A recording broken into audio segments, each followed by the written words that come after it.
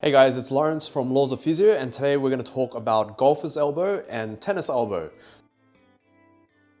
So tennis elbow is also known as lateral epicondylalgia. So all the muscles in the front of your forearm right here, the things that pull your wrist back, they all connect to this one point right here. That's the common extensor origin. And golfer's elbow it's tendinopathy of the common flexor origin. So all the muscles on the palm side of your hand, they all connect to this one point right on this part of your elbow called the common flexor origin. So what can happen with any kind of tendinopathy is it's usually a load-based issue. It's wear and tear of the tendon. So anytime you grip your hand, anytime you rotate, move the wrist up, move the wrist down, it's going to put some sort of pressure on that tendon on the inside or the outside. What can happen over time is over 3 to 4 weeks, if the load increases dramatically and your tendon doesn't have time to recover, then you can get these sort of issues. So tendons are the part of the muscle that connect the actual muscle belly to the bone. So if you look at the diagram here, muscle bellies are nice and red and tendons are nice and white.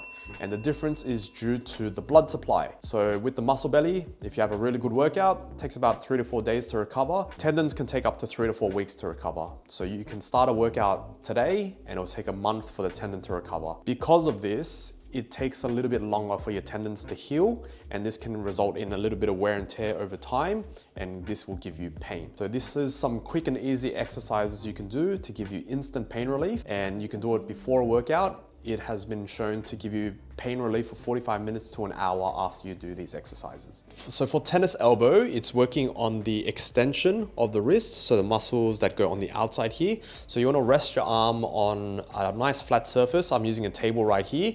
Otherwise, you can use in the air when you get used to the technique. So all you're gonna do is an isometric contraction.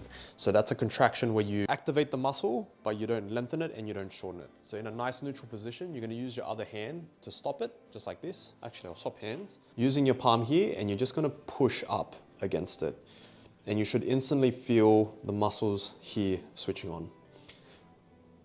For golfer's elbow, you're gonna flip your hand around and you're gonna do the same thing. So pushing up, just like that. So this is wrist flexion.